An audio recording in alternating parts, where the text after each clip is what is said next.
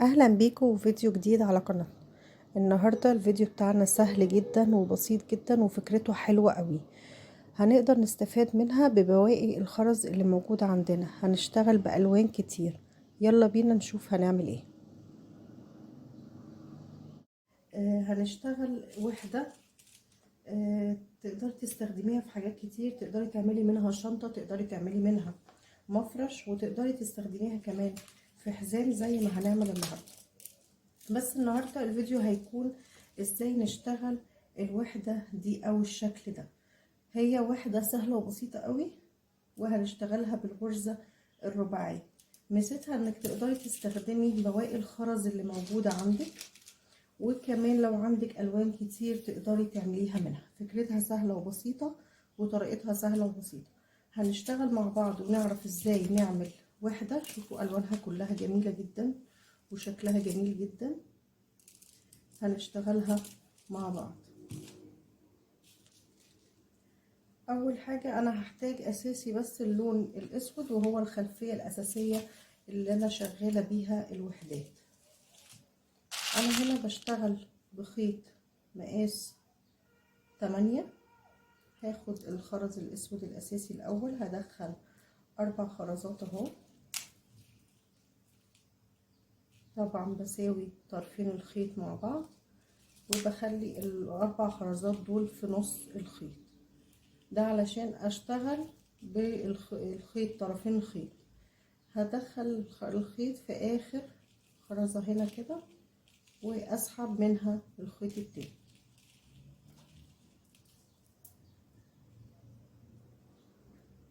كده. عملنا الغرزة الرباعية.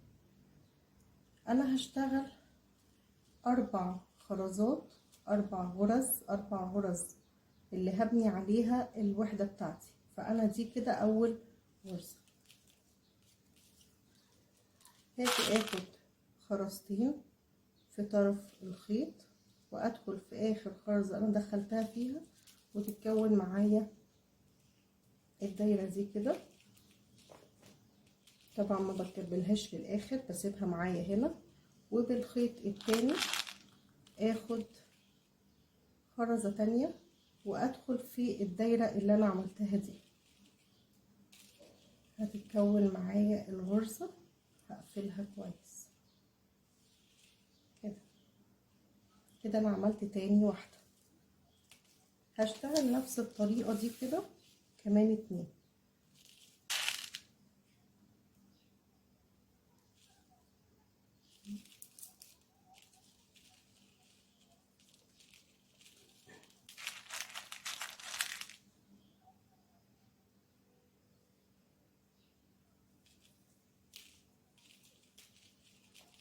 الغرزة السهلة وبسيطة وموجودة طريقتها كمان على القناة لو حابين ترجعوا. انا هنا وصلت لاخر غرزة هشتغلها اللي هطلع بيها بعد كده، فمش هشتغل بنفس الطريقة اللي اشتغلت بيها. انا هدخل كل الخرز في الخيط التاني. هدخل ال3 خرزات في الخيط التاني، وده علشان اطلع للدور اللي بعده.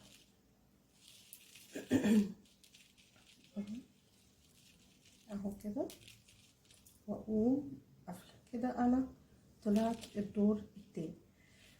هنا انا بنيت القاعدة اللي هشتغل عليها الادوار الجاية، واللي هشتغل عليها الالوان وطريقة الالوان بالظبط.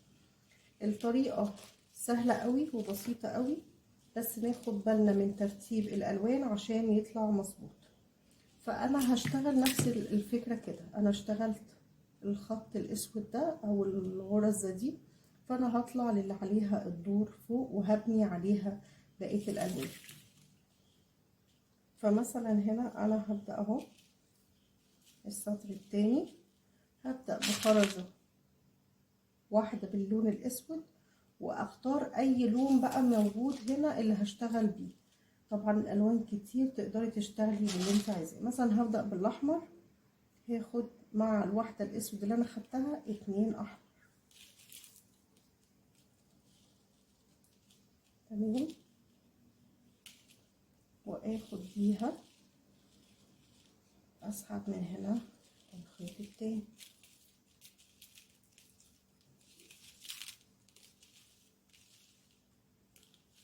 كده انا ببدأ اطلع السطر التاني، هدخل في الخرزة اللي بعدها، هشد الخيط كويس علشان الشغل يفضل شادد متين متين. هدخل بعد كده للغرزة اللي عليها الدور، هبدأ اخد خرزة من اللون بتاع السطر التاني، اي لون انا هختار عشوائي يعني. هاخد واحدة اصفر وواحدة احمر، وبرده هقفل واخد من هنا كده، هقفل السطر الغرزة دي كده. انا ببدأ اخد مربع لون وببدأ في اللون التاني، اخد اللي بعدها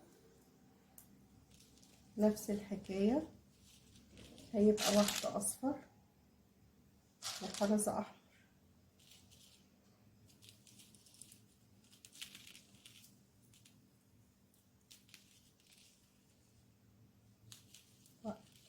انا وصلت لاخر واحدة اللي بيها هطلع الدور اللي بعده، فطبيعي هدخل الخرز كله في الخيط اللي بره، في الخيط ده عشان اطلع بيه الدور اللي عليه الدور. هنا انا هقفل، فهاخد واحدة اسود وواحدة احمر،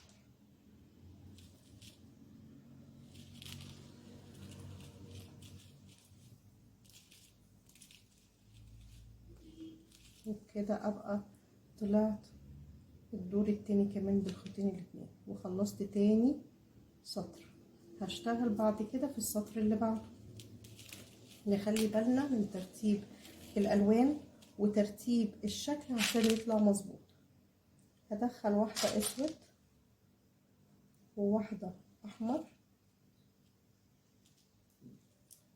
اهو، وهاخد برضو واحدة اصفر.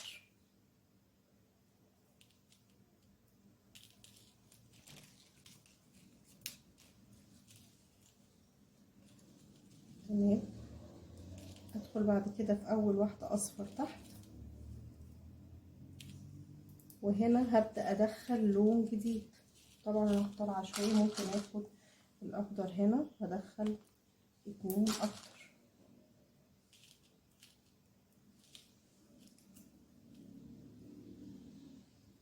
واحدة سهلة جدا وحلوة جدا وشكلها في الشغل فظيع اهو. دخلت الاخضر، هاخد بعد كده الاصفر اللي عليه الدور،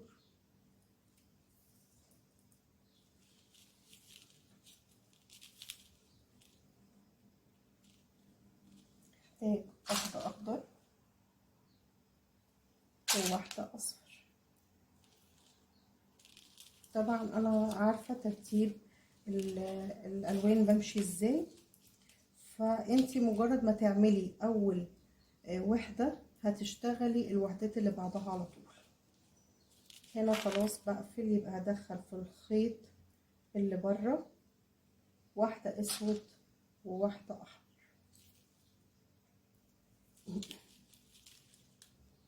تمام، هاخد الخيط التاني منها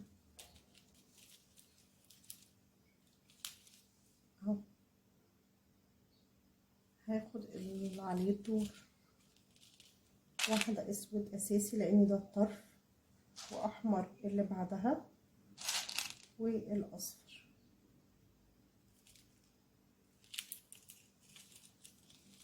واسحب الخيط التاني. هدخل بقى في اول واحدة اخضر، هشتغل واحدة اصفر وواحدة اخضر،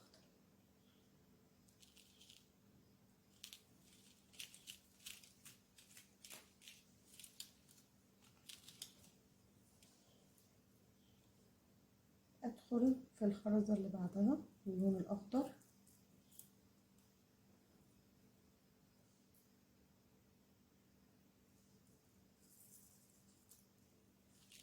وهدخل 2 اصفر.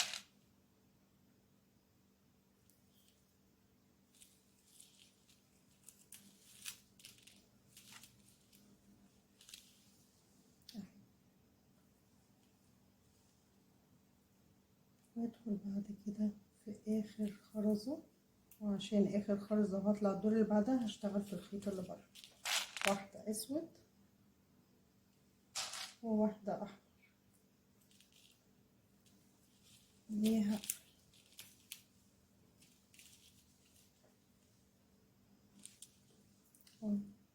كده انا وصلت لاخر دور اللي هقفل بيه بقى الشكل كله. فهاخد 2 اسود،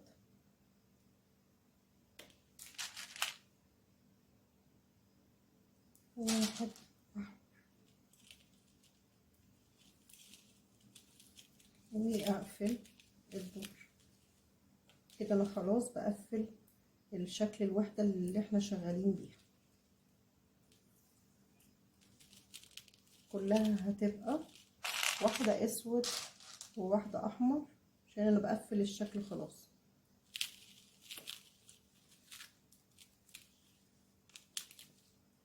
اخر واحدة اصفر هدخل فيها وهحط برضو واحدة اسود وواحدة احمر.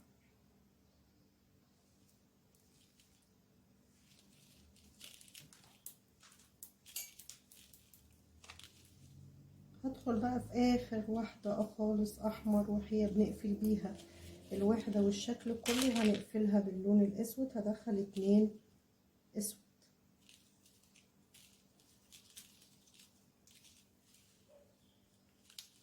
كده. وحدتنا شكلها خلص، الوحدة شكلها خلص. هشتغل بنفس الطريقة الادوار الجاية، بس هعمل هنا دور اسود زي ده كده، واكمل بنفس شكل وترتيب الوحدة اللي احنا اشتغلناه بقية الادوار. طيب انا هنا هشتغل بيه حزام كروس للشنطة، تمام نفس شكل الوحدة بالظبط. فانا هشتغل برضو نفس الطريقة وهطلع بيها لحد ما اكمل الطول اللي انا عايزاه للشنطة. فمثلا هنا انا اشتغلت الوحدات دي كلها بالترتيب بالطول علشان اعمل دراع للشنطة. نفس الطريقة تقدري تعمليها لو عايز تعملي شنطة، لو عايز تعملي مفرش، بتطلعي وبتطلعي بقية الادوار بالعكس كده بالطول وبالعرض على حسب الشكل اللي انت هتعمليه. انا هكمل معاكم هنا بس الوحدة اللي انا اشتغلتها دي.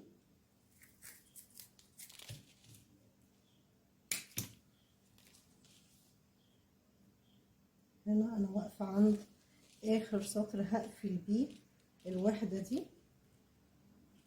هدخل 2 اسود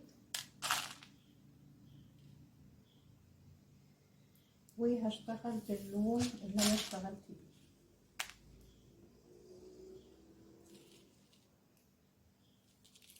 واقفلها هنا كويس. هاخد الخرزة اللي بعدها نفس الحكاية، واحدة اسود وانا شغالة باللون العنب.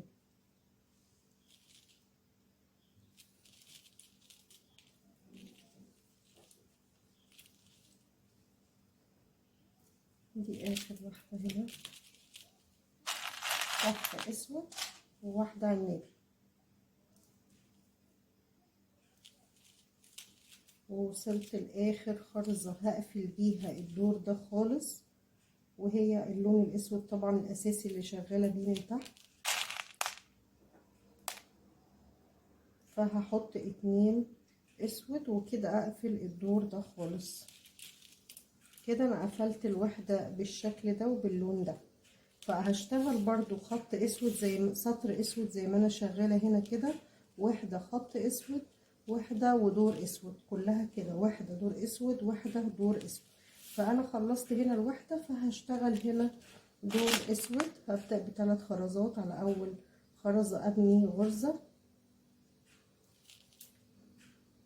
اقفلها كويس، وهدخل برضو في التانية والتالتة لحد ما اقفل الدور ده كله خالص باللون الاسود. دي كده تاني غرزة باللون الاسود. انا بعمل الدور اللي فارق بين كل واحدة وواحدة. اسفة لو بطول عليكم وبقول لكم تفاصيل بالراحة عشان لو حد لسه اول مرة يشوف شغل الخرز وحابب يتعلم. عندنا على القناة هتلاقوا الغرزة الرباعية بتفاصيلها عشان تقدروا تشتغلوها بطريقة سهلة. انا وصلت هنا لاخر واحدة دي اللي هقفلها خلاص، وكده اكون قفلت الدور ده.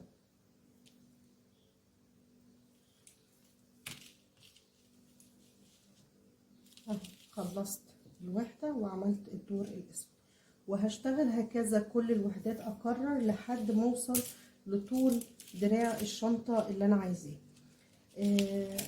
هيبقى في فيديو تاني لنفس الحزام، هوريكم ازاي بنقفله من الاخر وهنركب فيه الوحدة بتاعته اللي هنركبها في الشنطة.